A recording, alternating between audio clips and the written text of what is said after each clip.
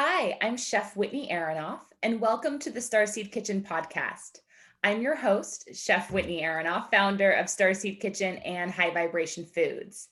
This is your source for information to empower you to be a positive seed of change in your community. Join me for conversations where we learn about food, wellness, and spiritual concepts for high vibration living. I will be sharing my knowledge and learning with you from experts providing insight into nourishing all the layers of you, the physical, emotional, spiritual, and etheric bodies, so you can thrive in 5D. Let's get started. So today on the podcast, I have Jill McLoughlin with the Just Food for Dogs. Did I pronounce your name correctly?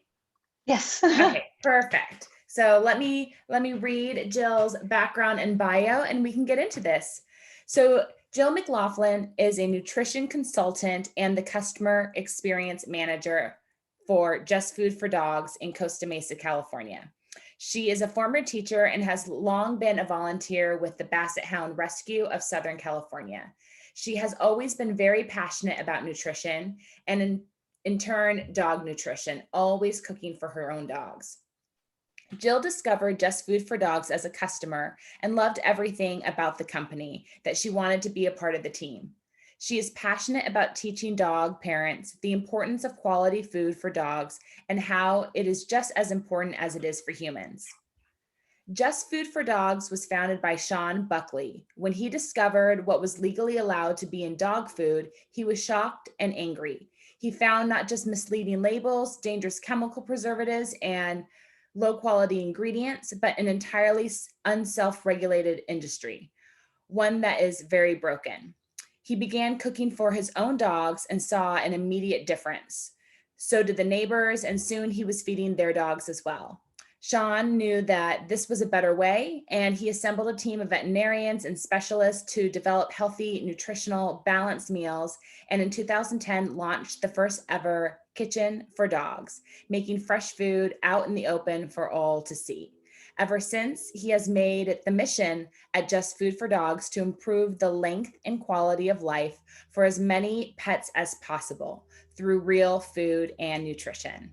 So Jill, thank you so much for joining me on the Starseed Kitchen podcast and chatting with me about food for dogs. Yes, of course. Thank you for having me. So what I love to talk about as a health supportive chef with the Starseed Kitchen podcast is all the different modalities of wellness for ourselves, but also for everything around us. And when we think about our pets, our family, what they're consuming and how healthy and good they feel affects us. And so I find, pet and dog nutrition fascinating and wanted to share with more people what Just Food for Dogs is doing. So can you tell people a little bit more about what you do for Just Food for Dogs? Yes, I'm a nutrition consultant and currently the experience manager at our Costa Mesa kitchen. I started 4 years ago. We train all of our nutrition consultants. They go through a training process and we are vet backed. We have a lot of veterinarians on staff, and it's a training for us to help educate and share what we've learned and our passion for food nutrition and for our dogs with other pet parents. So when somebody gets a new pet, no matter the breed, how do people figure out how to optimally feed their pet? Often it's a conversation with their vet. And what we do at Just Food for Dogs, we use whole human food. It is nutritionally balanced. It is proven healthy. It went through a year-long feeding trial. And all dogs eating whole food in that year-long feeding trial had a boost to their immune system. It's definitely a healthier way to go for pets. Yeah. So what are foods that dogs can and cannot eat? So Most human foods are safe for dogs. When you're looking at proteins, vegetables, grains, those are great things for all dogs to have. This idea that certain grains and certain foods aren't good for them, but really what we're eating and what we're putting into our own bodies is just as good for them. We have a variety of recipes that have vegetables, proteins, and beef, potatoes, green beans, rice, brown rice, white rice. All of those things are proven to be healthier for dogs. There are definitely some foods that dogs should not be eating, toxic foods, chocolate, grapes, raisins, those things, but also fattier foods, highly seasoned foods. Just like for us, if we eat them, we're going to feel pretty terrible. And for dogs, it's going to make a difference on their lives too. What about garlic and garlic and onions? Garlic and onions also are on the do not feed list. Okay. For dogs, toxicity and I know there's so many like great ways to feed your dogs healthy snacks that are just real food, like carrots, blueberries, cucumber, like really good quality coconut oil on your hand is great for them and great for their hair. What other like whole food snacks can people give their pets? Fresh fruits and vegetables, apples, broccoli, cauliflower, zucchini, all of those fresh vegetables are great for dogs. Strawberries, melon, in smaller quantities. Definitely, I wouldn't give a dog a whole banana, but to have a slice or two, it's a great healthy snack for them. Yeah, because if dogs weren't eating the type of real whole foods that we're eating, what would they be eating? Right. Yeah. Well, traditionally, and what's marketed very well is kibble for dogs, and that's coming from foods that aren't fit for human consumption, foods that are filled with additives, preservatives, chemicals you touched on in your introduction, spoiled foods not properly stored, anything that humans can't eat go to what's called feed grade, and that is then cooked at high temperatures and extruded into a kibble that is marketed very well for pet parents, that looks attractive. And unfortunately, there's a lot of lies in all of what's actually in that kibble. The commercials that you see of all these fruits and vegetables, it's not what's in there. And unfortunately for our dogs eating this, over time they all have weakened immune systems, digestive issues. It seems like a lot of them end up having oral health problems because they're having to chew this dry, hard product over and over again 3 times a day. And I've known a lot of people who have had pets that just stop eating simply because they can't chew. Yeah, and a lot of pet parents, when they come to us, and the big myth is that, well, kibble is great for their teeth. It helps, crunch their teeth. It helps break down tartar and plaque, when really it doesn't. It does the opposite. It's the same idea of us, if we were to gnaw on a carrot, that would brush our teeth. It doesn't. And the kibble gets into the teeth and sits there, and it builds up plaque. It builds up, deteriorates, and yeah, it's also everything we put into our bodies, like with dogs, what sits in the belly coming back up, those toxins and kind of rotting out from the inside. So that for the mouth rather. Yeah. Well, when I see all that dry food, I think if someone was to feed me granola 3 meals a day with just a cup of water on the side, how that would make my mouth feel, and then my whole body over time. Because it's dry, it's harsh, it hurts the inside of your mouth.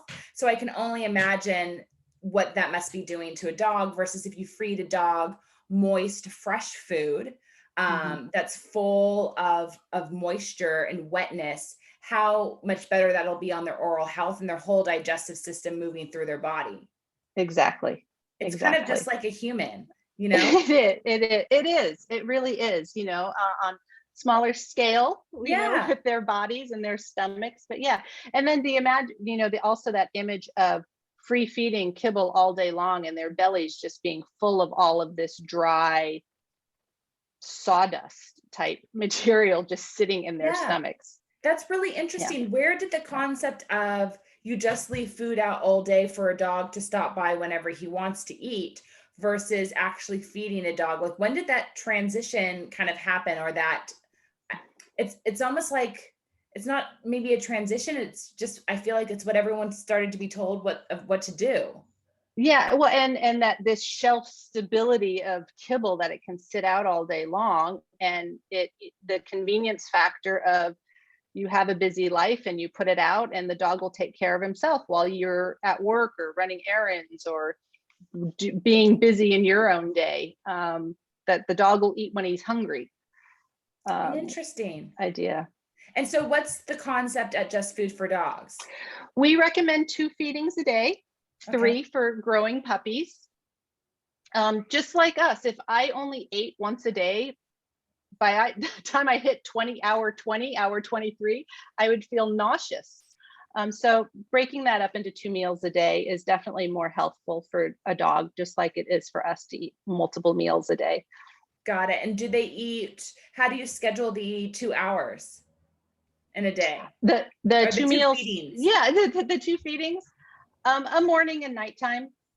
Some people, most people 6 and 6 or whatever works for their schedules. Everyone's working, so before work, at home. Got it. But yeah, approximately 12 hours apart, 10 to 12 So hours. when you and I were chatting earlier, you had mentioned IBD, and it's that Mhm, how common it is in dogs. What is mhm. IBD? IBD is inflammatory bowel disease, Okay. and while there's no known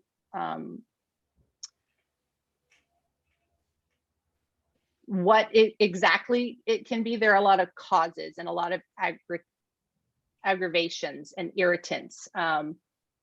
It's chronic inflammation Okay. of the intestines. Another very common thing for dogs these days is pancreatitis, also caused by high fatty, salty foods. Daily, I have pet parents come to me saying, he needs low fat. He's got chronic pancreatitis. He's had multiple flare-ups. And so simply switching to something like our fish and sweet potato recipe, which is low fat, it's a lean protein, wild white cod with sweet potatoes, green beans, russet potatoes, and broccoli. How amazing does that sound, right? And just how much better dogs feel when they're eating something like that. But yeah, it's very common these days. Again, going back to this kibble or other companies that higher fats, ingredients that aren't recognized, and it just aggravates the systems, Yeah. the digestive systems of dogs. Have you heard anything about whether or not these health issues in dogs are increasing and becoming more common? Because now there's been so many generations of dogs that have been fed a poor quality diet that it's like each generation after is suffering further and further from degeneration because of what their parents or grandparents consumed. Yeah, definitely. And I'm seeing pet parents come in with much younger dogs having these problems, not an older dog that's been eating something Yeah. for so many years, but just digestive issues at a year old. And yeah, that's just very sad. Yeah. Do you think there'll be a movement of people trying to find puppies from dogs who ate a whole foods diet? You know, because they're trying There, to find a puppy or a dog that's going to have a better quality health out the gate. Yeah, that would be wonderful. Yeah, I mean, we're seeing dogs living longer with whole nutrition, and that, yeah, definitely would be something. The whole food movement has grown in the past few years, and more people are more aware of it, more aware of what they're feeding their dogs, and the ingredients. Years ago we had the pet food recalls of finding things in food, and people are becoming more aware of what's in the food and what they're feeding, reading labels just that as they do for themselves. So now, what type of dog do you have at home? I have a basset hound. I thought so. And what does your basset hound like to eat for his Yeah, 2 meals a day? his meals, he is a fish and sweet potato lover. I used to cook a variety of foods. I would always stay very lean. He did seem to have a sensitive stomach, and I would cook very lean proteins for him. Okay. And whole grains. But our fish and sweet potato seems to be the best for him. He also suffers from many allergies, as many dogs do these days, environmental and other food allergies. So yeah, the fish and sweet potato is the best recipe for him. That is his favorite, along with a few slices of my morning banana. Oh, that's so sweet. Yeah. If somebody wanted, like if someone was listening to this podcast and they decided, you know what, tonight I want to give my dog real food. Like I don't have anything special in the house, or, I don't necessarily have a Just Food for Dogs around the corner. But I'd love to make something for my dog tonight, wher it's a little ground beef or a little rice or my extra steamed vegetables. What would you suggest someone could put together, or prepare for the first time that they want to make their dog food on their own? Yeah, I would say sticking to something leaner. Most dogs do really well with that. Something like a lean fish or a lean chicken, a whole grain, like you say, a white rice or brown rice. Although one of our most popular recipes has whole wheat macaroni in it. It's our ground turkey and whole wheat macaroni. So again, keeping away from higher fats. Seasonings you want to eliminate, because those can be very damaging to dogs. But fresh vegetables, as you mentioned, steamed vegetables would be a great option, just to give them something gentle. Because when you're switching a dog from, if they're traditionally eating something like a kibble, to switch to that whole food, anytime you change a dog's food can be very upsetting to their stomach and their system. So I would recommend to do something slowly. So if you were going to cook a little something, to add it along with what they are currently feeding, whether you're adding a little bit of ground turkey or a little bit of rice to that, just because you want to protect their digestive tract. Otherwise, if you change it too quickly, they will have upset stomach. They will have a looser stool. That's a great usually tip. Usually 12 to 14 days is going to be the best slow process for a switch over, gradually decreasing what they're currently eating, to the whole food. Got it. So you start by preparing a little food at home, or picking up something from Just Food for Dogs, mixing it with the kibble, and then doing that every day for about a solid 2 to 3 weeks. It's about 2 weeks usually, depending on your dog's system. It can go a little faster, might need to go a little slower. I always tell people to keep an eye on the stool, because that's going to tell them how the dog is digesting it. If it's looser, slow it down. Otherwise, you can continue on, and you're going to have a happier dog that's cleaning their bowl, that feels great, that has more energy. Often I get parents telling me that they have an 11 or 12-year-old dog, and she was doing okay, but once we've switched to whole food, she's like a puppy again. She has more energy. She has a shinier coat. She feels great. So there is definitely a noticeable difference. How often do you get feedback from the customers that are coming into your Costa Mesa kitchen? Oh, daily.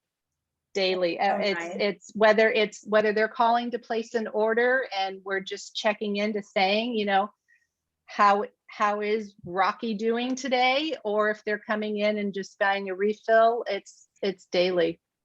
Yeah, it's wonderful. That's so nice to It's hear. wonderful. Yeah, that must feel so good to know that you're supporting these animals' lives, but also, the pet parents. How have you noticed the pet parents change with their dogs getting healthier? They're happier. They're not as stressed. They're not rushing to the vet all the time. The dog is overall healthier. There's not the stress of my dog's not eating, my dog's not feeling well, and they're just overall happier and I think healthier, because for so many pet parents, we have our dogs, and we're a comfort to each other. We support each other, and that joy, that connection. And if our dog isn't feeling well, we then worry. Yeah. Their family. So we have a family member who's unwell, and so that definitely is a change for them. That's so wonderful. And because you're all in one household. So everyone's health is important. Everyone's well-being is important. Exactly. And so often it starts with food and what we put in our body and what we put on our body. And so if we're doing that for us, we should be doing it for, our friends as well, that don't have as much of a choice, or option over what it's getting to consume. Exactly. What are some of the common questions people have when they come in and chat with you for the first time and they're looking to change their dog's diet? Common questions. They want variety. A lot of times they want to know, well, can I change it up? Which you can definitely. Once a dog is transitioned onto whole food, they can definitely create the variety, assuming they don't have any other extending health conditions that they need to consider. But for your average healthy, happy dog, we have 6 different daily diets for them to try for that variety. Some dogs do get very picky. So that variety is important for a lot of people. Yeah. And how do you decide how much whole foods to give them? So we feed, just like for ourselves, we want to stay a certain weight. We feed a calorie content for the desired weight. And then we nutrition consultants can help break that down, but we do have guides on our website in terms of a feeding calculator. Got it. So if people wanted to learn about Just Food for Dogs or see and get some like whole foods inspiration, so to better understand like the different options that they could put on their dog's plate, where could they go to learn more about that from Just Food for Dogs? Yeah. Well, in Southern California, we have 5 kitchens. They're all open to the public for people to come in, bring your pets, bring your dogs, come see us cook. It's amazing to watch, to cook, to be able to have a taste if they want. So like I said, we have 5 kitchens in Southern California. And then we have many across the United States, and those all can be found on our website, JustFoodForDogs.com. And on the website, it goes through all of our different recipes, our do-it-yourself options. If you wanted to cook, we give you the recipe, and then you can balance that out with the nutrient blend as well. Oh yeah, are there things that you can pick up at Just Food for Dogs besides the fresh food? Besides the fresh food, yeah, we have our do-it-yourself kits. We have healthy snack options, pumpkin treats, supplements to help support the system. Some dogs need that daily probiotic. Some aging dogs need some joint care. So we do have a line of supplements as well. Well, thank you. Well, I always love to share with my listeners at the end of a podcast a healthy tip that they can consider adding into their life to improve their well-being. Do you have one that you can share with our listeners today for themselves or for their pet? I would just say to focus and to know what you're eating, know what you're putting into your body, because it makes a difference 100%. Absolutely. Well, Jill, thank you so much for your time today. I'm so grateful we were able to chat. And I think you really empowered people to start, learning how to prepare food for their own pet. And that it's really something that they can easily do for themselves when they're preparing their own whole foods. So thank you for sharing your insight. I really appreciate it. You're very welcome. Thank you, Whitney. All right. Bye. Bye.